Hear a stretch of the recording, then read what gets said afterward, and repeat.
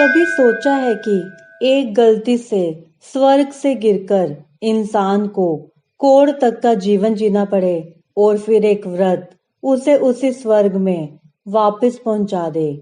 21 जून को आ रही है एकादशी, जो सिर्फ व्रत नहीं, जीवन की दिशा और दशा दोनों बदल सकती है।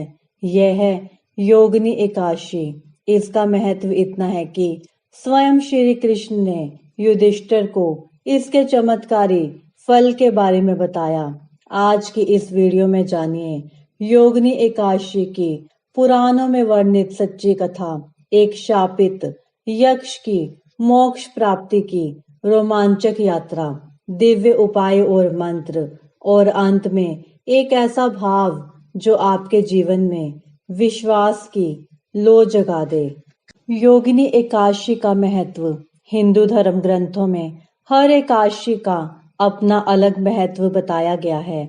इन्हीं अलग अलग विशेषताओं के कारण इनके नाम भी भिन्न भिन्न रखे गए हैं। प्रत्येक वर्ष में 24 एकादशियां होती हैं। मल मास की एकादशियों को मिलाकर इनकी संख्या 26 हो जाती है।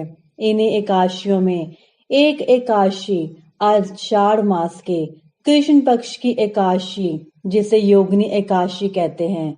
योगिनी एकादशी का उपवास रखने से समस्त पापों का नाश होता है तथा इस लोक में भोग और परलोक मुक्ति भी मिलती है। योगिनी एकादशी व्रत कथा। महाभारत काल की बात है कि एक बार धर्मराज युधिष्ठिर ने भगवान श्री कृष्ण से कहा, हे त्रिलोकीनाथ, मैंने ज्येष्ठ माह के शुक्ल पक्ष की निर्जला एकादशी की कथा सुनी।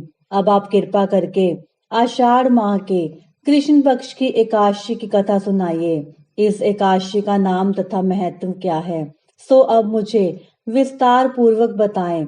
श्री कृष्ण ने कहा, हे पांडु पुत्र, आषाढ़ माह के कृष्ण पक्ष की एकादशी का नाम योगिनी एकादशी है। इसके व्रत से सभी पाप नष्ट हो जाते हैं। यह व्रत इस लोक में भोग तथा परलोक में मुक्ति देने वाला है। हे धर्मराज, यह एकादशी तीनों लोकों में प्रसिद्ध है। इसके व्रत से सभी पाप नष्ट हो जाते हैं। तुम्हें मैं पुराण में कही हुई कथा सुनाता हूँ, ध्यान पूर्वक श्रवण करो। कुबेर नाम का एक राजा अलकापुरी नाम की नगरी में राज्य करता था। वह शिव भक्त था। उनका हेममाली नामक एक यक्ष सेवक था जो पूजा के लिए फूल लाया करता था। हेममाली की विशालाक्षी नाम की अति सुंदर स्त्री थी। एक दिन वह मानसरोवर से पुष्प लेकर आया, किंतु कामासक्त होने के कारण पुष्पों को रखकर अपनी स्त्री के साथ रमन करने लगा। इस भोग विलास में दोपहर हो गई। हेममाली की राह देखते देखते जब राजा कुबेर को दोपहर हो गई तो उसने क्रोध पूर्वक अपने सेवकों को आज्ञा दी कि तुम लोग जाकर पता लगाओ कि हेममाली अभी तक पुष्प लेकर क्यों नहीं आया।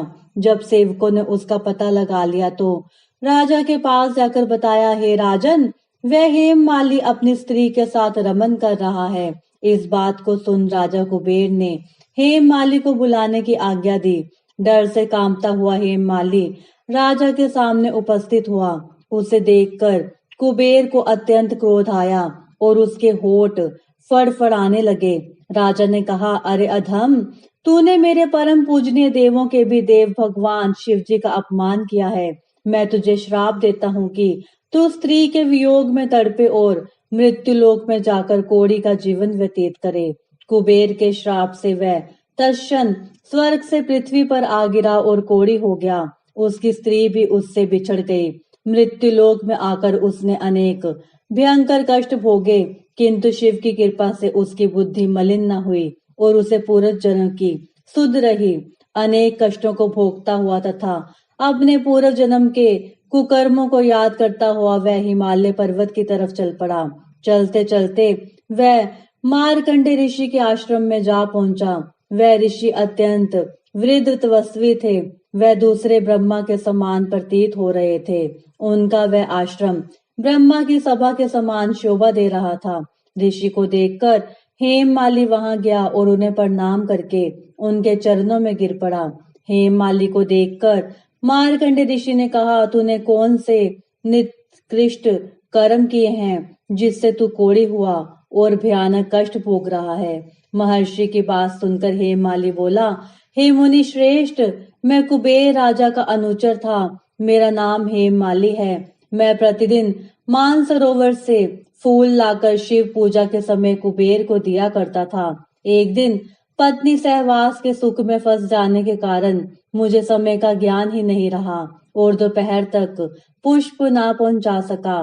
तब उन्होंने मुझे श्राप दे दिया कि तू अपनी स्त्री का वियोग और मृत्युलोक में जाकर कोढ़ी बनकर दुख भोग।